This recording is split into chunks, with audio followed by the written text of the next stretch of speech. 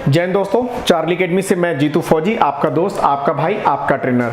और thank you so much, आप लोगों ने इतना प्यार दिया मुझे। अग्निवीर वाले बच्चे का जो क्वेश्चन था कि वो क्या कमांडो बन सकते हैं कि नहीं बन सकते, तो मैं आपको बिल्कुल क्लियर कट बता देता हूं कि अग्निवीर वाले बच्चे कौन कौन से कमांडो में जा सकते हैं। जैसे हमारे देश के सबसे पावरफुल 3 कमांडो होते हैं, एक एनएसजी कमांडो, एक पैरा कमांडो और एक एसपीजी कमांडो। इसके अंदर कौन कौन से फोर्स के बच्चे ज्वाइन करते हैं, ये कोर्सेज को करते हैं, इनकी सैलरी, इनका टाइमिंग, इनका पूरा जो हाइट वेट एज होता है, मैं पूरा क्लियर करता हूं। तो अब हम लोग जानेंगे कि ये जो कमांडो होते हैं, इन तीनों कमांडो कोर्स के लिए कौन कौन से फोर्स से सोल्जर को उठाए जाते हैं और कहां कहां के सोल्जर आकर के यहां पे कमांडो कोर्स करके कमांडो बनते हैं। तो सबसे पहले हम एनएसजी, नेशनल सिक्योरिटी गार्ड, ये हमारे देश का एक इंटरनल कमांडो होते हैं जिसके अंदर 2 जगह से सोल्जर को लिए जाते हैं।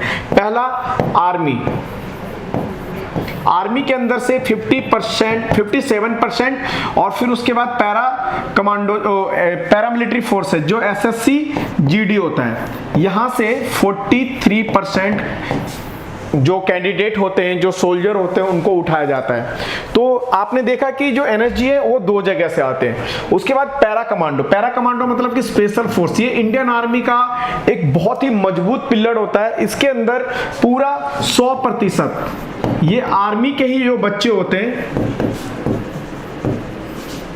आर्मी के ही बच्चे इसके अंदर पार्टिसिपेट करते हैं। और जो भी पैरा कमांडो बनता है, जो रेड कैप के आपने जो कमांडो देखे होंगे, वो पूरा आर्मी से ही आते हैं और आर्मी का ही जो एक्सटर्नल वर्क होता है उसको पूरा संभालते हैं लोग। उसके बाद है एसपीजी, इसका जो सिलेक्शन होता है वो सेंट्रल आर्म्स पुलिस फोर्स, और इसके अंदर जो होते हैं सबसे पहले एक आईपीएस होता है, आईपीएस से यहां पे भी आते हैं। उसके बाद सीआईएसएफ,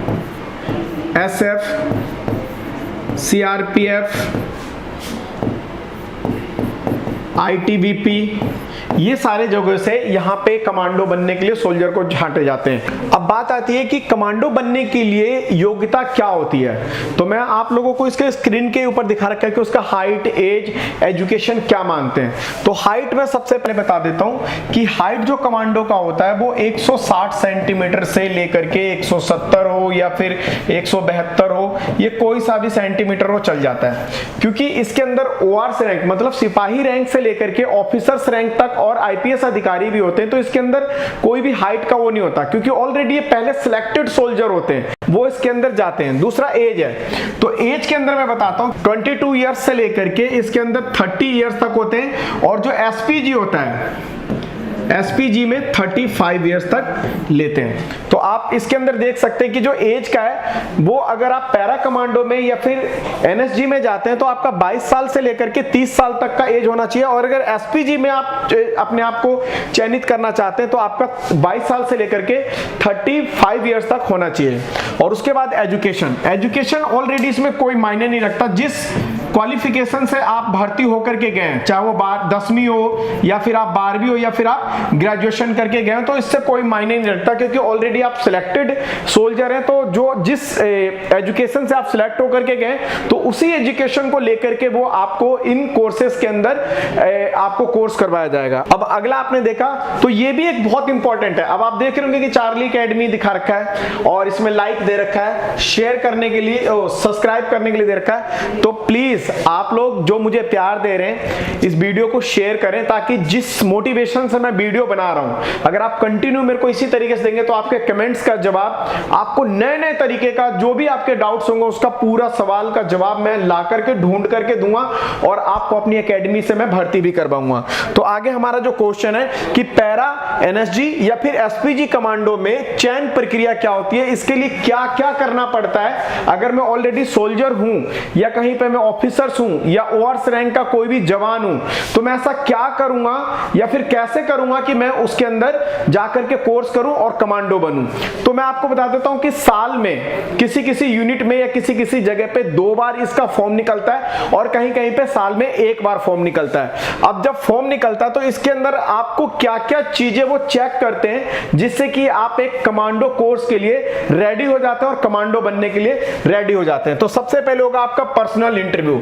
पर्सनल इंटरव्यू में आपसे वो आप बात करेंगे, आपका तौर तरीका देखेंगे, उठना बैठना किस तरीके से, आपका बॉडी लैंग्वेज है वो चेक करेंगे। अगर आप उससे पास हो जाते हैं तो आपका एक साइकोलॉजिकल आपका जो टेस्ट होगा उसके अंदर आपका वो मनोवैज्ञानिक दशा चेक करेंगे कि आपकी मनोवैज्ञानिक दशा कैसी है। ऐसा नहीं मेंटली डिस्टर्ब हो या किसी तरीके से आपको कोई दिक्कत परेशानी हो, तर्क शक्ति कैसी है, सोच विचार करने की आपकी बुद्धि कैसी है, तो ये सारी चीजें आपको इसके अंदर साइकोलॉजिकल के अंदर आपका पूरा चेक होगा। और तीसरे नंबर पे है सबसे इंपॉर्टेंट, ये आपको अहम रोल निभाएगा कोई भी पैरा कोर्स या फिर एनएसजी कोर्स या फिर आपका एसपीजी कोर्स में।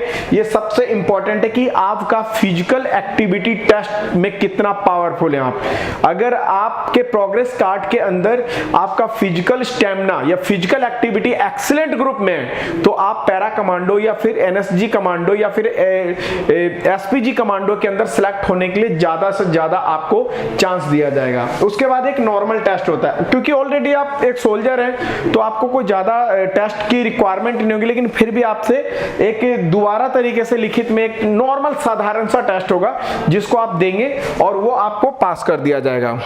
अब अगला यहाँ पे देखा होगा कि कमांडो का कार्यकाल कितना होता है, सैलरी कितनी होती है, कमांडो कार्यकाल के बाद यह किस विभाग में चले जाते हैं। तो सबसे पहले मैं आपको बता देता हूं कि कमांडो का कार्यकाल क्या होता है। जैसे अपना कोई भी है, एनएसजी हो या फिर आपका जो पैरा वाला हो या फिर आपका एसपीजी हो, ये तीनों के अंदर इसके अंदर जो मिनिमम मतलब कि कार्यकाल होता है वो 3 इयर्स होता है और जो मैक्सिमम होता है वो 5 इयर्स होता है।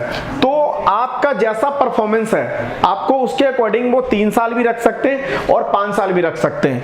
तो इस तरीके से आप ये देखेंगे। दूसरा इसकी सैलरी क्या होता है। सैलरी क्या होता है कि जैसे मान लीजिए कि आपको यूनिट के अंदर 50,000 रुपए सैलरी या आपको बेसिक पे मिल रहा है, तो यहाँ पे 50,000 का और 50% आपको बढ़ा करके 25,000 रुपए बेसिक पे में और आपका प्लस कर दिया जाएगा और आपका जो लगभग सैलरी है वो 1 लाख के समथिंग चला जाएगा। तो जो भी बच्चे इसके अंदर अपना पार्टिसिपेट करेंगे वो अपना बेसिक पे का 50% और ऐड ऑन कर लेंगे, चाहे वो ओआर का है। मैंने आपको ऑफिसर्स का आपको बेसिक पे बताया और अगर आप ओआर से आपका चाहे 7,000 हो 10,000 हो, आपका जितना भी बेसिक पे उसका आप 50% और उसके अंदर ऐड ऑन कर लेंगे तो आपका सैलरी निकल जाएगा इसके अंदर। कमांडो कार्यकाल के बाद ये किस विभाग में चले जाते हैं, ये बिल्कुल सिंपल है कि जो कमांडो 3 इयर्स या 5 इयर्स जो भी अपना कार्यकाल यहाँ पे सर्विस करके जाते हैं, उनका सर्विस कार्यकाल खत्म होते हुए वो दोबारा अपने यूनिट में वो जहां से भी आए, चाहे वो आर्मी से आए हो या फिर वो एसएससी पैरामिलिट्री फोर्स से आए हो या फिर वो CAPF यहां से आए हो, वो तीनों अपने अपने महकमे में वापसी चले जाते हैं। तो आप लोगों ने देखा कि यहाँ पे किस तरीके से जो समय कार्यकाल खत्म होता है उसके बाद वो अपने यूनिट में रिफंड हो जाते हैं। अब मेन होता है कि ये काम क्या करते हैं, किस तरीके से इनको देश का सबसे पावरफुल कमांडो या सोल्जर माना जाता है। तो मैं सबसे पहले शुरू करता हूं एनएसजी कमांडो का।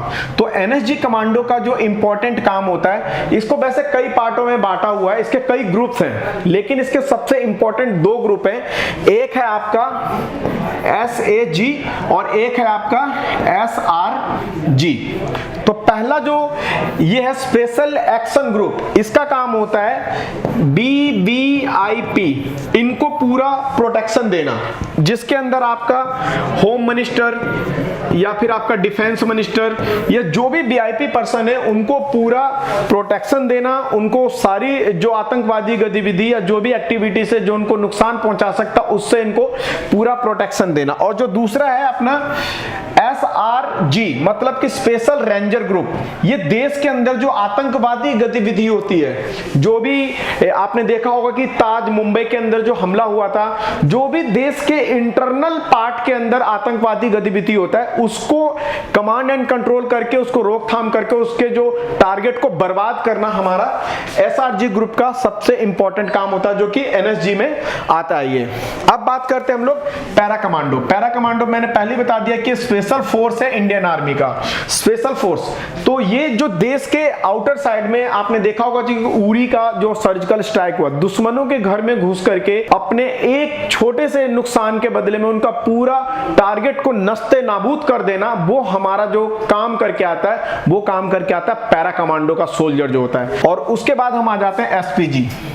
एसपीजी सबसे इंपॉर्टेंट काम होता है इनका एक ही, कि ये जो प्रधानमंत्री होते हैं, हमारे जो पीएम है, पीएम सिक्योरिटी के लिए एसपीजी का गठन हुआ था। और ये आज के डेट में सेम एक ही चीज के ऊपर अपने लगे हुए कि जो हमारे प्रधानमंत्री है उनको एक कई लेयर में, मतलब कि कई लेयर में उनको ये प्रोटेक्शन देते हैं, और प्रधानमंत्री की सिक्योरिटी और प्रधानमंत्री का पूरा सुरक्षा का जो जवाबदेही होता है वो एसपीजी कमांडो का होता है। और इसी के साथ जो एसपीजी कमांडो का एक और कर्तव्य होता है, जो हमारे पूर्व प्रधानमंत्री होते हैं उनको प्लस उनके परिवार को लगभग 1 साल या 2 साल या 3 साल या 5 साल तक उनको भी सुरक्षा प्रदान करना हमारे एसपीजी कमांडो का ही काम होता है। तो आप लोग ने देखा कि कमांडो कैसे बनते हैं, इनका क्या काम होता है, किस तरीके से इनका कार्यकाल होता है, कितनी सैलरी मिलती है, कितने साल तक ये काम करते हैं। इसके बीच में आपको कोई भी दिक्कत परेशानी तो आप मुझसे दोबारा कमेंट्स में बात कर सकते हैं और पूछ सकते हैं। एक बात और, अभी तक तो आप लोगों ने ये समझा कि